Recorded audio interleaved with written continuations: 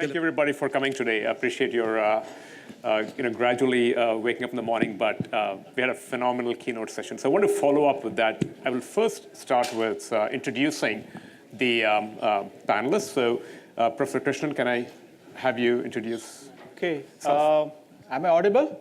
Yes. Typically, I would not need a mic. We are all trained to speak to a very large audience, particularly in IIT Madras, when class is like for 180 people now big. So introducing myself, I am Krishnan Balasubramanian. I did my undergraduate, not in IIT Madras, but in REC Trichy. Now it's called NIT Trichy. Graduated in '84. Took the B line to get into the visa line and got here in 1984. Did my my postgraduate in MS and PhD at Drexel University. And after that, I worked with Drexel for a couple of years and then to Mississippi State University. And many people wanted me to examine my head going to Mississippi because that movie had come out at that time, so that was not good news. Believe it or not, I would say that's the best decision I ever made. And because it gave me an opportunity to be somebody unique in a place which was growing very rapidly, thanks to senators like Trent Lott, who were very powerful at that time. So I was quite happy here, Had a wife working for one of the largest companies in the country, telecom company called WorldCom, which you might remember. Okay. And had a kid, had a house, tenured faculty. And so I had everything going right for me. No need for change. But then something inside me wasn't too happy. So around 98 or 99, I think got a feeler from somebody in India saying that, hey, we want to start a center of excellence in IIT Madras in the field that you've been working on. And so I said, well, let me take a look at it. So I remember going to IIT a couple of times in 1999. Met a lot of people, and be honest with you, I really didn't feel that IIT Madras can support what I want, what vision I had. But then I had a lot of discussions after that, and then made my mind to go and give it a shot. So in 2000, February 1, I remember, February 1, 2000, I went back, made sure that the Y2K problem didn't hurt me more than I could afford. And then from 2000, it's been a journey that I don't have any reason to look back on. And so I am today a professor in mechanical engineering in IIT Madras. I also have the responsibility of the Dean for Industrial Consulting and Sponsored Research, which is somewhat equivalent to the Vice President of Sponsored Research in a typical US university. But as in India, the role is a bit more than what it typically is here. And I just want to let you know that we also have started the Gopalakrishnan Deshpande Center for Innovation and Entrepreneurship, very nascent stages today. So Bhaskar has asked me to take a crack at that. I think I'm going to learn a lot from that. So with that, I'll just stop for a minute, and we'll go forward to other introductions, and then we'll get started. Professor Ravindran. So hi, I'm. That's fine. Okay, I'm Ravindran. I'm a faculty in the computer science department, and like Krishnan, I also didn't do my undergrad at IIT Madras. So I don't know if Krishnan remembers when I was planning to come back to India. When I visited IIT Madras, the first person I spoke to was Krishnan. So he actually was telling me about how it might look very daunting and possibly even bleak, but things are not that bad, right? So once you come back, you can actually fit in really well. And I ended up interviewing both at IIT Madras and IIT Bombay. And at that point, I really had no reason to pick one over the other. And I decided that I'll join whichever IIT makes me the offer first. Okay, and luckily for me, IIT Madras beat IIT Bombay by one day. So I ended up joining IIT Madras, and it's been a great journey since then. And one thing which I want to point out is, so I work in machine learning, and so when I went back, there was a very, very, very small machine learning community in India. right? So one of the things that a group of us at different institutions, including IBM, IIT Madras, IISc, and IIT Kharagpur, what we wanted to do was grow the community in India, right? So make sure that we have connections between researchers cutting across various institutions, right, within the country, so that we can start off doing something more substantial rather than just being isolated researchers sitting in our own labs and like, you know, big fish in a very, very, very tiny, not even a pond, fishbowl, right? So that we have succeeded to a large extent now. So we have a very, very active machine learning data mining community in India, right? And we're able to attract huge amounts of funding from the Indian industry, as well as getting more and more visibility for machine learning research from India in the global community. So these are things which we managed to do going back, and with a group of interested people driving the whole effort there, right? So I'm happy I went back and still enjoying my time there. Professor Mohan. Mohan Shankar, I'm an associate professor at electrical engineering. I don't know how you picked these three people, so I'm also not from IIT. It's a setup.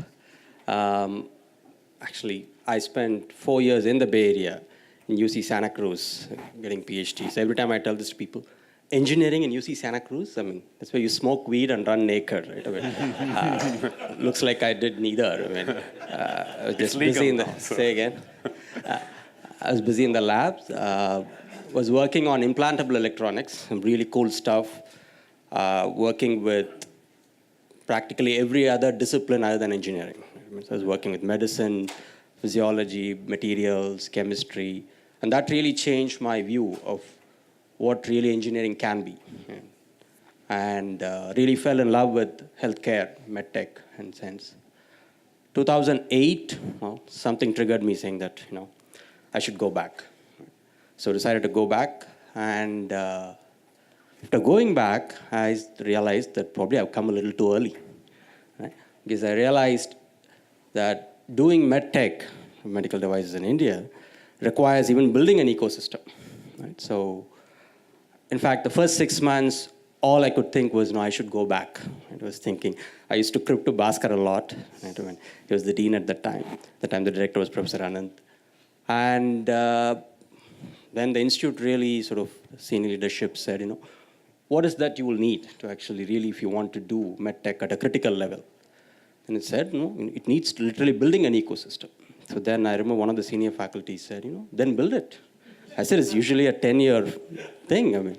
But, well, I mean, it is really, from there it has gone to a point where today IIT Madras has the leading medtech platform in the entire, in the entire IIT system and practically in the entire country. And I'll share with you some of the results. And today we are producing technologies that are getting translated into the market, into products, not only impacting lives, also generating business for industries. And somebody was mentioning about funding from industry. And that's actually an important part of it, and you will realize when we share numbers. Today, this center is getting funding around 60% from the industry. So I'm not coming back, so I'm there. Thanks, Mohan. It's a privilege to be here with faculty like this, and I'm, by the way, the token IIT Madras person on the panel. 1981, a lot of my classmates here and Godav, for what it's worth. What we'll do today in this panel for the next 1 hour is actually go through two distinct kind of topics, kind of roll into one presentation, which is kind of talk through all the changes, fundamentally what has not been visible to a lot of people who have not kept track of IIT Madras is a transformation. We now have a world-class research capability and, importantly, are developing kind of the core elements of an ecosystem for startups. And much like Venki's kind of description of Stanford, you see a lot of similarities. And so over the next 30 minutes, 60 minutes or so, we'll go through that. The professors will share a presentation kind of detailing some of the items. But I encourage all of you to ask questions. It's more interesting to keep it interactive. So please jump in anytime with questions, and we'll probably speak for the first 20 minutes and then open it up for questions. Professor Krishnan? Okay. Well, I'm going to take off a little bit from the previous session, and Like all of you, I spent about 16 years in US. And so every year, it was an almost annual ritual that you find somehow to get about 15 to 20 days off. And then we go back to India. And that used to be the real exposure for us. But unfortunately, whenever you go back, you are so busy visiting relatives, and they always want to show you the best of what there is. You really don't get that familiar with India. So when I went back to India in 2000, I had a lot of ideas, plenty of ideas, great vision. It took me about 6 months to realize that these visions are good for US, not so for India. Okay. However, some ideas were important. And you have to transform those India ideas into something that is tenable in India. What India needs is not what US needs. And there's a big differences, and that we need to recognize that. It takes you about a few months to do that, and you have to be in the trenches to understand that. But what US gave me is confidence.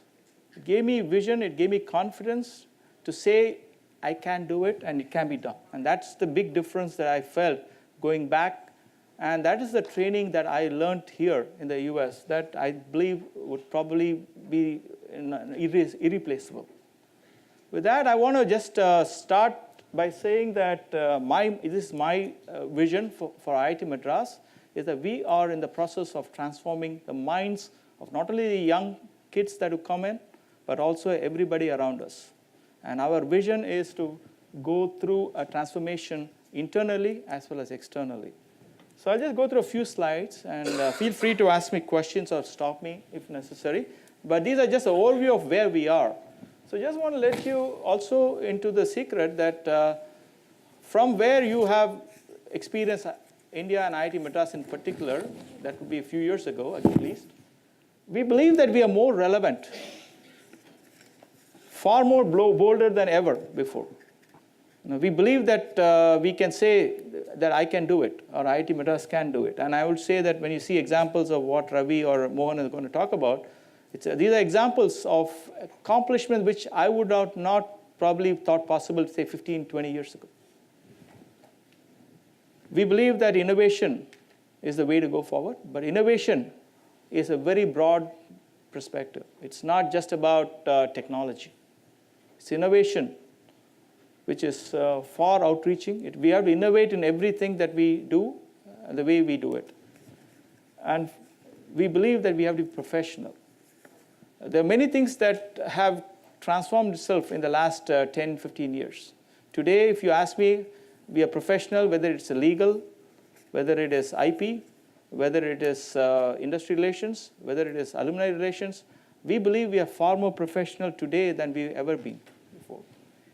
And finally, we believe that we have responsive. We're responsive to the needs of the various stakeholders of IIT Madras. And we have to be more responsive than ever before.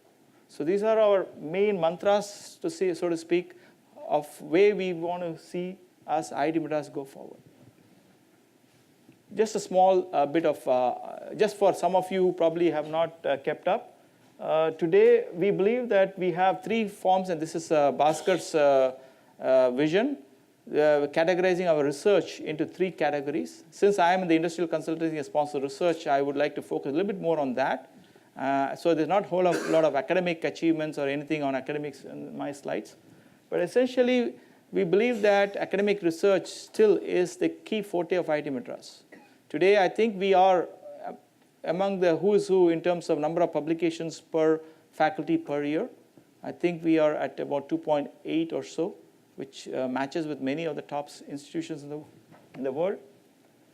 But more importantly, we are, of course, focusing on translational and transformational research. I'll come back to those very briefly. But I just want to let you know that we actually have more than 900 plus projects, research projects, and consulting projects that we do annually. And today we have more than about 100 IPs being generated every year. I'll fill you with some more details. But more importantly, we have funding from more than 100 companies annually, as well as many of them are not only in India, but multinationals both in India and outside. Just a small statistics. Today, we are about 475 crore investment. So when Venki said, what is the percentage of money that's coming into IIT system from the government? Today, I think we are about 50% of it is coming through research funding. So we are not more than 50% for sure, but probably it's a lot less than 50% today from the ministry. Of which about 20, in this case, about 475, 133 crore rupees, that amounts to about $20 million, comes from the industry. So this is a fairly good trend that we are seeing. Annually, we are increasing our industrial funding by about 25 to 30%. The government funding, yeah. What is Series 1, Series 2? Oh, I'm so sorry. Series 1, Series 1 is actually industrial funding, and Series 2 is government funding. Okay, so government still is funding us a lot, but these are the ones in which we're bidding and getting it. Okay, and of course, one of the key things that we want to work towards is how do you translate this into solutions, into products, into something that's useful to the society. And so we have all the three. We file IPs, we do tech transfers, and of course, incubation is certainly something that you're going to hear a lot about all day. Oops, I'm sorry. So why was there that major jump in 20? No, well, so sorry. I'm not sure what's going on here. Yeah, there you go. Okay, so what happened is we did have a downturn. You see that the industrial money is going up steadily. Okay. No, this is about 334. So there's a big jump, actually. This is 187. No, zeros are missing. Zeros are missing. Oh, okay, there's zero missing in the other ones. Yeah, okay. So essentially what's happening is that we have a very big jump. There was a downturn in the government funding. The budgets, particularly one of the major funding sources for us is DST. And DST had some budgetary issues for the last couple of years, but now they have unlocked it. But more importantly for us, one of the key programs that we are getting today, a lot of funding is from the Ministry of Human Resources. They have started a very innovative way of funding. One is called Uchatar Avishkar Yojana, where the government says, I'll match 3:1. So if industry gives $1, we give you $3. And that's a big jump. So that's been our main source for last year. So I think the trend is going to be continuing, but not maybe at this scale. So you want to sort of do a averaging across the platform. So a couple of things that we have done in the last, say, 6 years is that we have created an Industry Relations Office under ICNSR and a development office under the IAR. So if anybody wants these slides, just feel free to email me and I'll be happy to share them with you. And so development office takes care of the non-research component from the industry, which includes nowadays the CSR funding, the corporate social responsibility funding that every industry is supposed to use, and there are new ways by which we can funnel some of those into research. But Industry Relations Office also now connects very strongly with industry, follows up, and then that's one of the reasons why we are able to grow very rapidly in the industrial funding. So in terms of transformational research, I think you may have heard of this many times, but whether it is clean, I'm so sorry, again, there's some typos here, whether it's clean water or low-cost fabrication of houses, or uninterrupted power supply, or in terms of healthcare, or in terms of assistive devices, just a few examples where we believe that our research is leading to transformation to the society. But in terms of translational research, which means that how are we relevant to either the industry or to the strategic sectors or to the society at large, which are not necessarily transformational, we go by looking at various research centers of excellence. You're going to talk about two of these here, one on healthcare and one on decision sciences. But we are creating internal mechanisms to actually make more of this happen, make more multidisciplinary faculties coming together and trying to work together towards a common goal. And also in terms of various stakeholders, like for instance, whether it's water, whether it's heritage structures, or whether it's even international relations like China studies or German sustainability centers. We have many of these that are already in place today, which all happened in the last, say, 15 years or so. Now, in addition, these are the new centers of excellence, and I don't have cartoons on these because they're very new. They happened in the last 2 years or 3 years. So with this propulsion technology to graphene applications to steel research to a new center of automotive research that we are for the first time partnering with Fraunhofer Society to create an automotive research center. So this is at a scale that we think is going to challenge us significantly. We believe that by the end of this year, this will be up and running. One of the key things that we have realized is, and I think we are piggybacking on various experience of many others, is on IPR, intellectual property. Now, many years ago, there's always a conflict of whether we should go the IPR route or being an education and a publicly funded institution, should we stay with, putting it out in the public. Now, we actually have to create some sort of a formula for this because we believe that both are important. So what we have done is we believe that, in fact, some of the transformational research I talked about in terms of, let's say, affordable housing, we have absolutely given it out to the public. Many others, in the terms of assistive devices, we are not necessarily looking at it from a royalty perspective. On the contrary, there are others like water and others where we have a mixed model. So we're creating these models that, believe it or not, seems to be resonating with whoever the stakeholders are. Now, when we started this institution, IPR, as I said, we were in a lot of conflict, internal conflicts. But what I also, and in fact, I started talking to many of the so-called IPR systems in the other universities, particularly in the US. And I remember one guy told me, hey, I had the same problem. Nobody wanted to apply for patent. Everybody wanted to publish. Till one day, this faculty drives into the Ferrari. And the following day, he had a beeline for people applying for patents. So I started thinking, wait, this is not a bad idea at all. It's a good idea. Maybe I should replicate that here. So you asked Bhaskar for a But very soon, I realized that that is not going to work in India. I talked to many of the faculty, and they said, hey, what will I do with a Ferrari in Indian roads? Okay, and the chance of me getting scratched without even taking the first ride is very high. So a Ferrari doesn't cut it for me. Okay, so it's very important to understand that there's a big change in perspective. So you have to understand these perspectives and work with those perspectives rather than say, hey, it worked well in Silicon Valley, it should work well in India. And that's a big difference that I realized. So what we did was, over the last 5 years, we have developed a very multispectral, and paying attention to many steps along the way. I just want to run you through this because this is a very big learning experience for me. The first and foremost thing was that we need to create an evangelistic mode. We have to go in evangelistic mode and create awareness. What it means to publish, what it means to patent, and how to do it. We have to also create the mechanisms so that patenting becomes easy. Okay, so today I tell my faculty that, hey, if you want me to patent within 24 hours, we'll do that. Okay, well, it may not be the full patent, but at least I'll protect it. So I've had situations when faculty said, I'm leaving for US or some China this evening and I'm going to present tomorrow.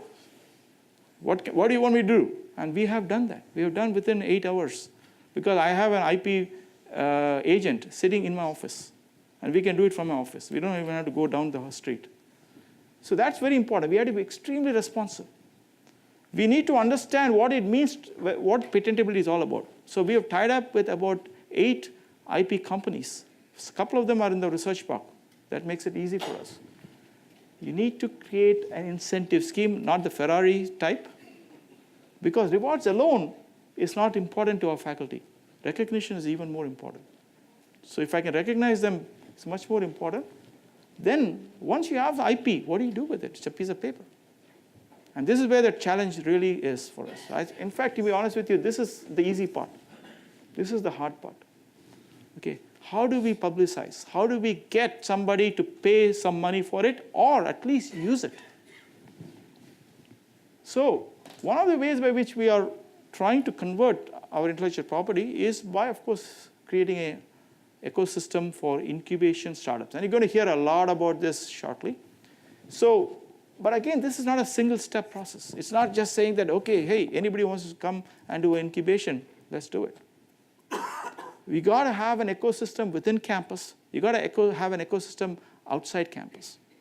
And you got to do it systematically. So we have many schemes or things inside campus that allows you to create those little idea generation, learn to fail, and learn from failures. And that's something that we are trying to create. Then, of course, once you get good, then you can start to say how to incubate.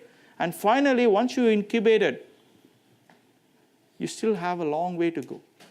Somebody talked about this morning, the big companies that's going to come out. I mean, the Googles, we're still waiting for them. But unless there's tremendous support, this is one of the places where I believe the alumni can significantly contribute is afterwards. What was the reference to hostels? Mohan, if you can, we'll come back and go through all of these Yeah, in depth. yeah. In the subsequent You have no sessions. idea, and even I don't have any idea, and I'm not sure if Bhaskar has equal ideas how many companies are there in the hostels. Yeah, quite a few stealth companies are there in the hostels, and not necessarily the way you define stealth. Okay. But of course, we are trying to pull them out. Okay. And so one of the key differentiators of IIT Madras has been the research park. I hope, and I'm sure several of you have seen it, been part of it. Makes a big difference. And the key difference is that we are not necessarily focused on one technology or one sector. We are multi-sector.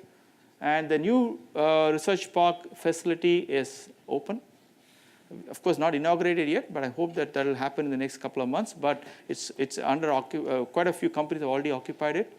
It's ready for occupation. So it's a really lovely place. I wish next time you come, you'll see a big difference. Just the number of companies that are hosted in the research park are plenty. Some of these are large companies like BHELs and the Nissans and the Caterpillars. But we also have a lot of startups like Desi Cruz, Innovation Labs, and so forth that are part of it. Today, the innovation ecosystem has about 120 companies that we have incubated, of which about 108 are still alive. And I think today or tomorrow, we're going to have a meeting, I think today, which will probably we're looking at another 8 companies. So on a monthly basis, we probably are trying to incubate 2 to 3 companies a month. Finally, just if you need any information, please do not hesitate to contact us. And of course, one of the key differentiators, again, in the last 5 years is that we are very socially relevant. So I hope that you're getting our emails. Excuse me, in terms of questions, just to keep the pace going, can we just hold till all the presentations are done? So with that, I'm just take a break. Go to the next one, please. Thank you, Professor Krishnan. He's done.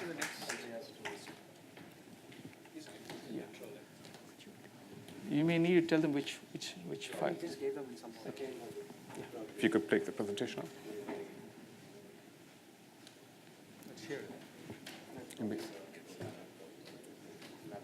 Okay, fine. So while we get the slides up, assuming I'm going next, so I'm going to talk about a couple of interdisciplinary research initiatives that have been going on at IIT Madras. So the first one is on computational brain research. Right, so this is not something that you would expect a completely technical school like IITM to get into, but we've kind of are encouraged by one of our biggest alumni donors, Chris Krishnan, to set up a center for computational brain research. And so we have 3 very distinguished chair professors who come and visit us on a regular basis throughout the year, and they have been working on setting up a very active research program, and hopefully will evolve into a interdisciplinary academic program as well. But right now we are looking at understanding how the brain functions more from an engineering standpoint, and also looking at computer architecture, right, that are informed by how the brain behaves. And so Chris has been pretty, there you go, up there. Chris has been pretty generous in funding this. So we basically have about $1.5 million US endowment for each of the 3 chairs that he has set up. Okay. So the other thing I want to talk about is interdisciplinary initiative for data science. Right? And so you can see that we have a lot of activities going on. I've highlighted some of these here. So we work in certain basic research areas as well as applied research. And also there are several educational initiatives, including a new dual degree program in data science. And so Bhaskar has been pushing groups of different departments to offer interdisciplinary degrees. So this data science actually has 4 different departments which are involved in operating the degree itself. right? And so more details of this would be forthcoming in the panel on AI and smart analytics right after this. So I'll just skip on giving you details on this. Just one slide on to tell you that we do have a lot of industrial collaborations. We work actively with startups, right? And there's a bunch of the faculty members that are involved here. The ones highlighted in red are actually around today, so you can catch us to talk more about stuff. And Robert, I'm sorry? They are here. They are here. The six. Well, yeah, they are certainly here. I can see all six, all five of us here. And so I just want to point out there are 6 different departments, about 40 plus people who are involved. And the third initiative, which started as an independent initiative, is kind of operationally has merged with this interdisciplinary lab for data science, is on an initiative for biological systems engineering. That was spearheaded by Ashok Venkataraman from Cambridge, who is still a chair professor at the biotech department at IIT Madras. And a good fraction of the people who are involved in the data science center are also involved with the biological systems initiative. And so we have been able to create a significant impact, as you can see by the amount of industry funding that we have drawn in just for the center, which has been operational for about 2 years now. Right? And some more details on this in the smart analytics panel. Thank you, Professor.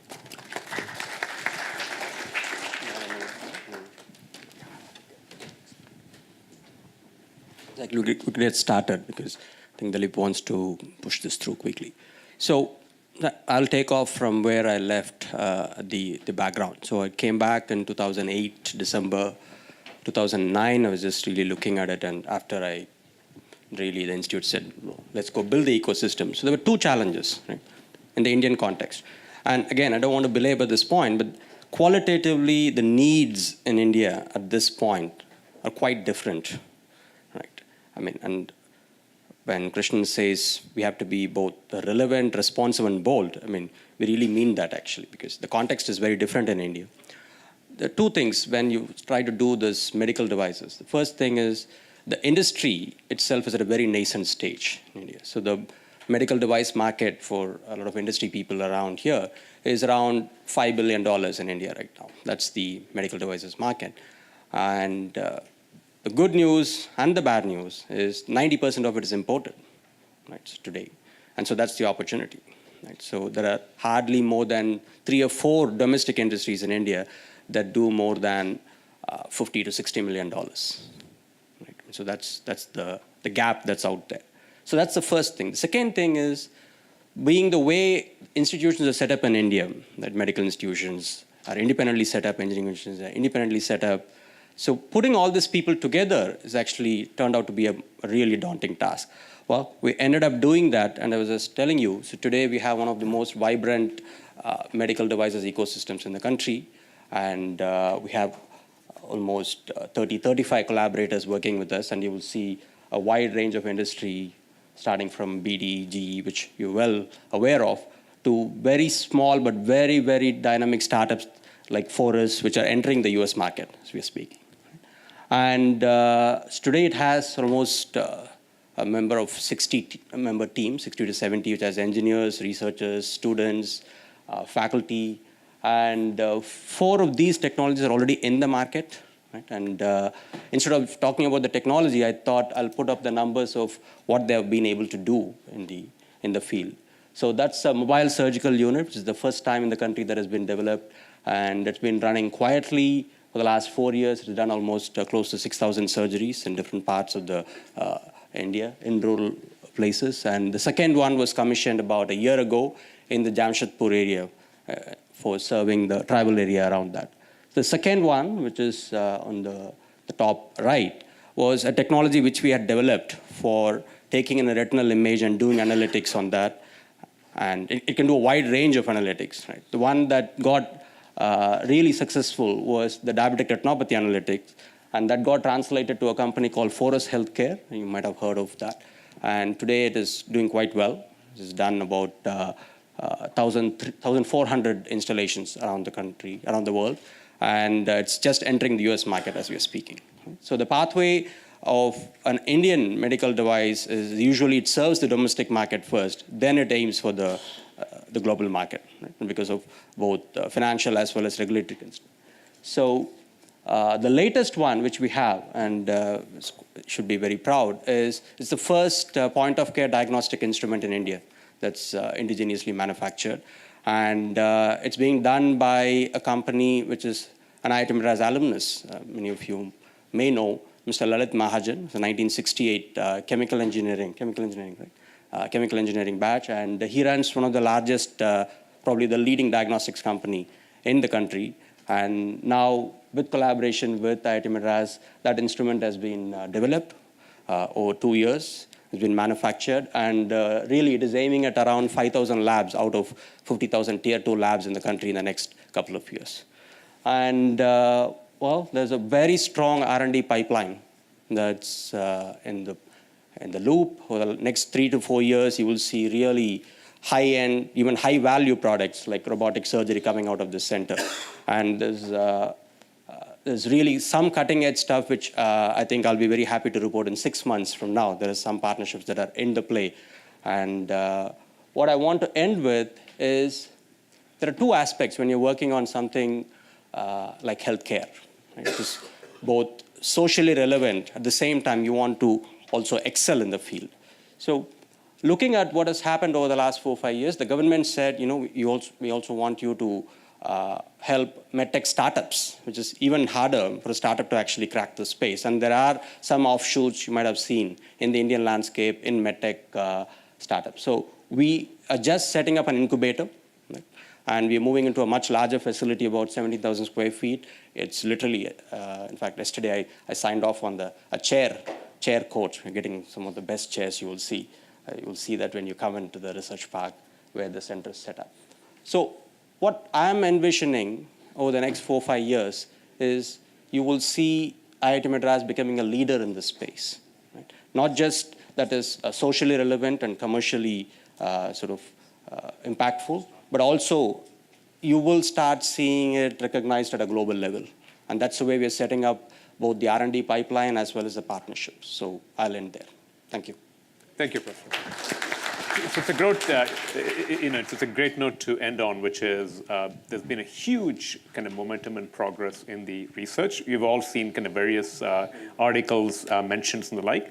But what was most fascinating to me, and I have a question for the panel on this, is learning that fundamentally IIT Madras is among the top 5 academic research institutions in a field called deep reinforcement learning. And what is interesting to me is, for many of you know what this is much better than I do, but this is the cutting edge. This is kind of where DeepMind Go plays, plays Go or chess or anything else. And the rest of the industry, essentially you have the top minds at Google, Facebook, Amazon, whatever, in a half a dozen places.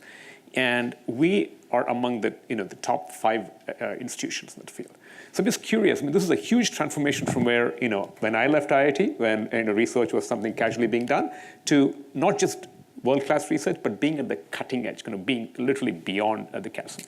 And so I'm curious, how did we get there? And any kind of thoughts on how it's impacting the undergraduate program, and kind of where do you see all this going? So I guess I should be the point man on that. It's partly being in the right place, right, and partly having the right opportunity. So one of the crucial things in the description is that we are one of the top 5 academic research groups, because most of the cutting edge research in this seems to be happening in the industry, right? And very few academic institutions are actually getting into the fray because they feel that they're already several steps behind the industry. So they're really not wanting to make the play. And what has happened is, this is a field that we have been working on for the last 10 years. Right. So we have actually one of the very few institutions where reinforcement learning has been taught as an academic discipline for close to 13 years now. And so that actually had a right ecosystem for us to make a play for this. Right. So this is just not in reinforcement learning or in machine learning particular. So another area where we have been mentioned as one of the top 5 institutions is in the new kind of architecture. It's called RISC-V architecture. So last year, and many of you might have heard of Dave Patterson. So Patterson wrote an article on the top 5 RISC-V research initiatives in the globe, right? And there are only 2 academic institutions that figured in it. So Berkeley and IIT Madras. This is fascinating because we already heard 2 or 3 areas. What impact does all of this have on undergraduate programs, undergraduate involvement in research? How does that? Yeah. See, the key thing that is happening today is that undergraduate students are far more aware of what's going on, what's important as from their perspective. So for instance, I remember Ravi's and a few other courses that these guys offer, I think it's booked solid. And I know that there's a beeline waiting. It's just hopefully somebody drop dead and so they get in. So almost. So there is a huge change in how the students are perceiving the courses they're taking. Previously, of course, we have changed the curriculum to give that flexibility in the recent past. But previously, you took the courses that were prescribed to you. Today, the students are more demanding that they have the freedom to choose certain courses over others. And that freedom is being offered today. And I think the new curriculum that's in the recent curriculum offers more choices than before. And so there is a flavor of more of the students trying to take electives in the form of either management studies or in the form of courses such as deep learning. It's happening. But even in terms of core engineering programs, you see that the students are demanding that they would want to hear different things from different faculty and they hear it differently. So I remember a few years ago when I did a survey of one of the courses that I was going to offer for the first time. And basically I heard that, hey, we learned second order equations in third year. Now in the final year, you want me to take elective and you're going to give me the third order equations. And I don't want to hear that. So it took me a conscious effort to go back and see what's relevant. And I actually had to go and change the complete curriculum. In fact, I told them that you're not going to hear or see a single equation in my course. And if by mistake I put a single equation, please correct me. And we changed the design course completely to where we believe that the students felt comfortable. So, and there are a few students here from that class. I see Daniel there. So you can ask them whether that was a different way of doing the course compared to the traditional way. What grade did you get, Daniel, on that? A B? A C? You got an S, my God. Okay. So I just wanted to add another statistic to your thing, right? So last time when I taught machine learning, there were people from 13 different majors in my class. And IIT has only 16 different undergraduate majors, I think. So that's how much freedom the students have to move around and choose the kind of courses. What about kind of putting it to the next stage, which is, you spoke a little bit about entrepreneurism and you did as well. What's and we've seen a lot of those initiatives. Can you speak to some of the interesting ones? For example, I heard about this Take a Year Off program and all of those kind of, frankly, things that are more at the cutting edge. What do you see happening there? What impact does it have on kind of the ecosystem? Why doesn't KV describe it formally? Then I'll make some comments. Okay, so essentially, I think in the last, about 5 years ago, we wrote a policy called the incubation policy and got it approved. That allows anybody, and that includes faculty. And I know there's a faculty right here who is taking a time off to start a company. And many students who can leave the course and rejoin after 6 months or 1 year. So that's just one of the initiatives. There are many initiatives that is, again, it's never a one-step process. So there are several initiatives that we are doing today. For instance, another example of what we are doing today is that if a student finishes up his final year, he or she, and says, hey, I got a reasonably good idea, but nowhere near where I can move forward with it. But I'm willing to risk my career on this and say, well, if I stay back for 6 months or 1 year, how do I explain that to my parents? So what we offer is a scholarship kind of a thing. It's not really a scholarship, but we offer them about 20,000 rupees a month, and they can stay in the hostels and they can continue with their ideas. And with some monitoring to make sure that they are not they're not doing it because they didn't get a job, but the other way around. And so so we have got about 18 students right now doing that.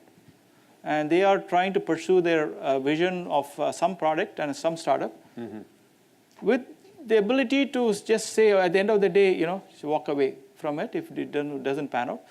some of them are also part of the MS entrepreneurial program so that they actually can explain it better to their families.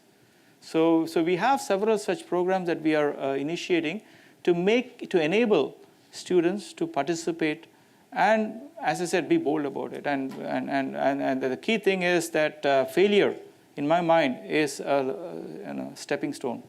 And that's exactly what was talked about in the first session. So I'll make a sort of couple of things which probably missed out. I'll make it general. So what I'm seeing as a faculty, I've been there only 8 years. Right? So now there are really niche channels in the way the students want to mold themselves. Right? I mean, if you want to really pursue research in an academic sense, there are channels. Right? If you want to try out idea, even before you want to, I mean, I'm sure there's a panel on incubation, so you will see something about C5, right, which is literally a student-run center for innovation. So I know several students who are trying out some really bold ideas. I was really surprised that it's actually still at C5 and not a company.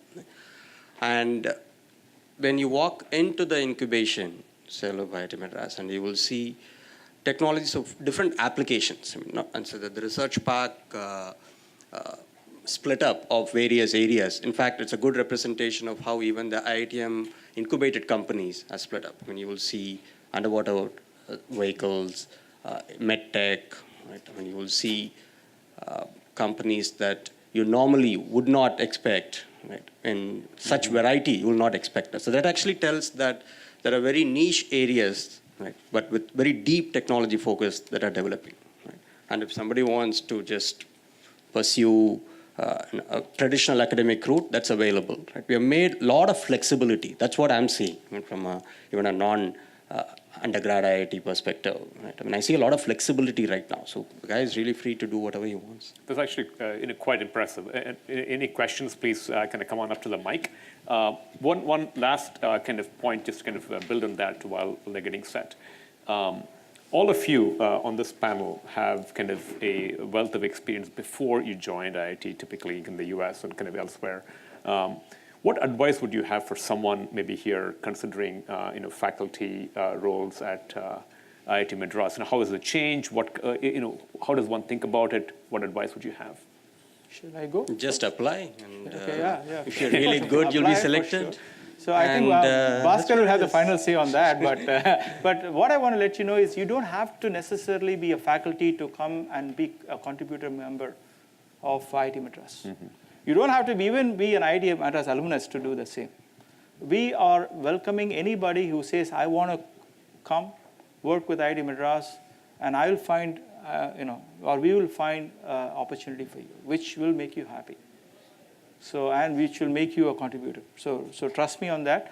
We have several alumnus who are working with us full-time, many of them, some of them part-time, but they are making a big difference. I said development office. I said industrial relations, international relations,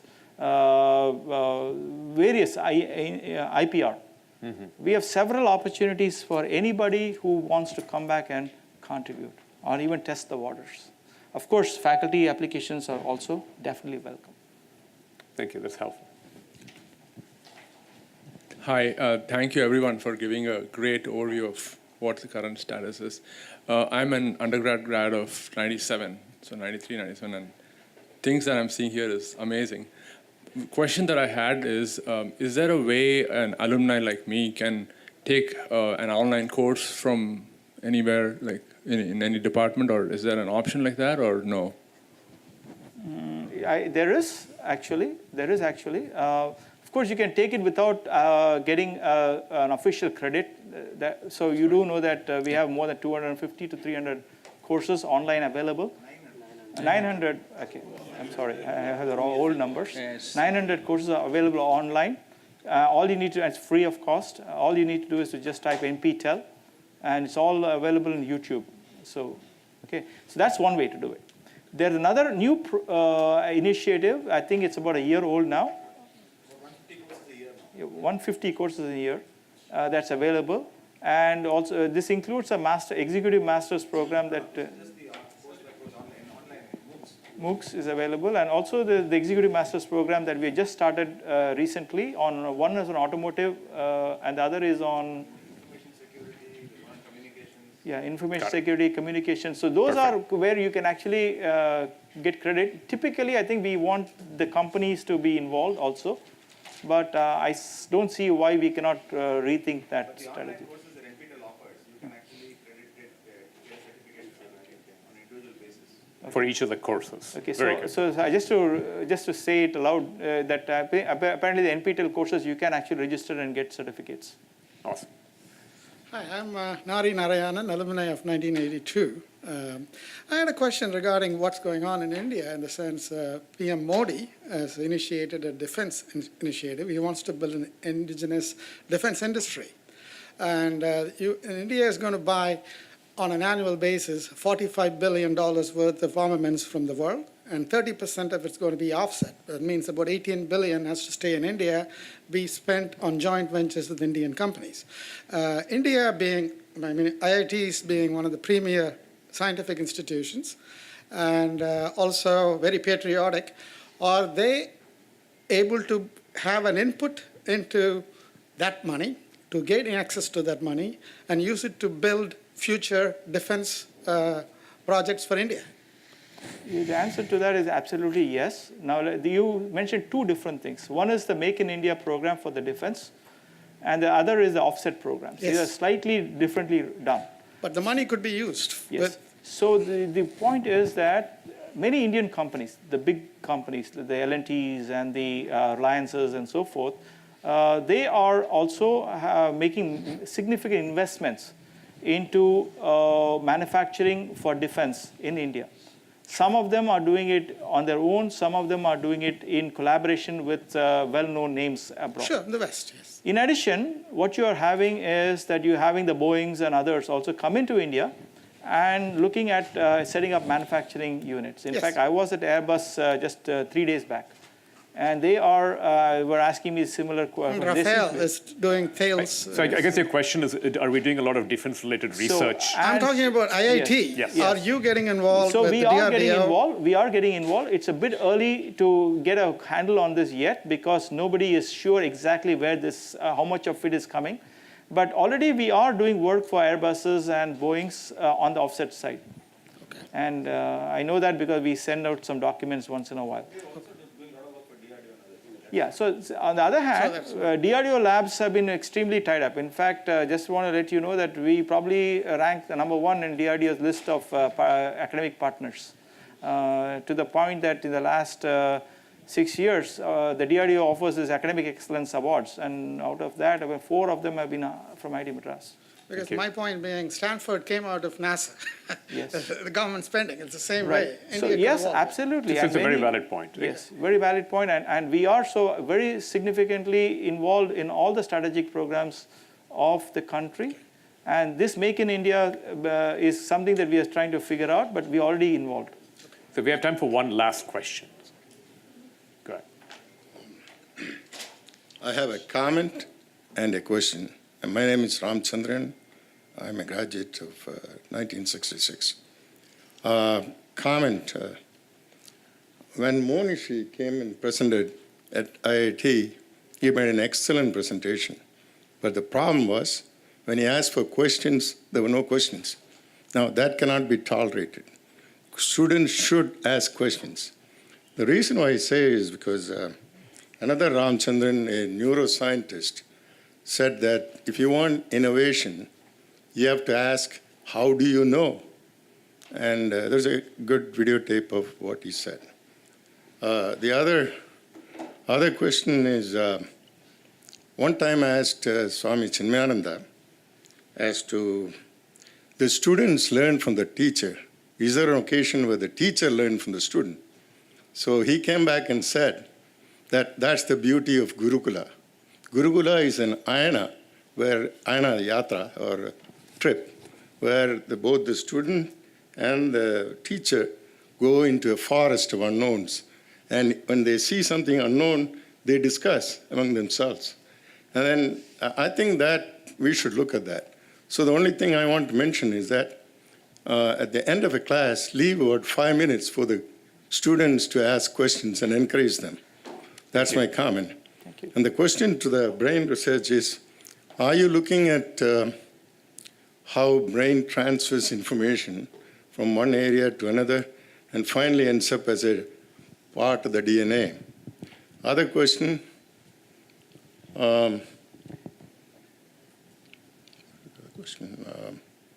oh yeah, how does yoga, does it increase the size of the brain?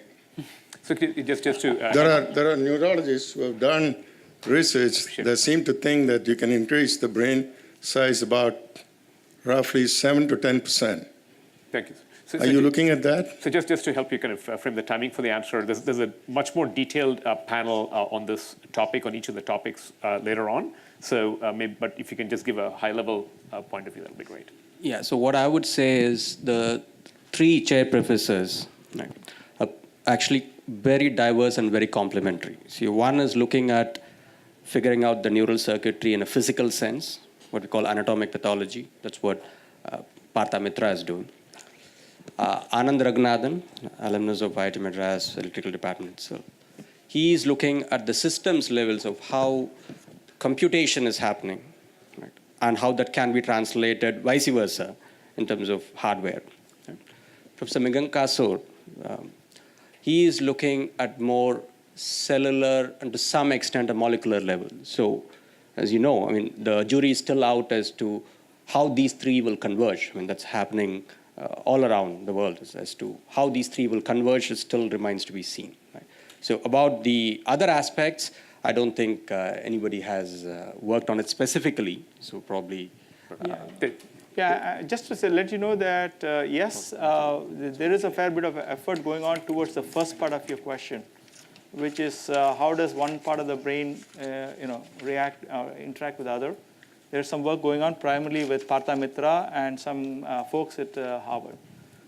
There are some serious technical questions that needs to be answered, particularly with regards to how you can image both in the temporal side as well as in the spatial side. Today, you can do one or the other. So we are trying to see if we can do a little bit better of the both. So this is an area which will help us understand how the brain actually communicates. Thank you very much, Professor, and thanks for all taking the time. Thank you. Just one last topic, and what we hope you had gotten out of today at this session is just the depth and the quality of the research and the impact it's having on startups. So the rest of the discussions today will focus on each element of that. So hopefully you're able to connect the dots throughout, and would welcome all of you here, joining either IIT Madras Foundation from all its efforts or anything else to help further this process from here. One quick comment. So initially when I introduced myself, I said I didn't have a reason to choose between IIT Madras and IIT Bombay, but I think that has changed over the last decade. And I think we have a very strong reason to go to IIT Madras now versus the other IITs. Thank you. Please give a big round of applause.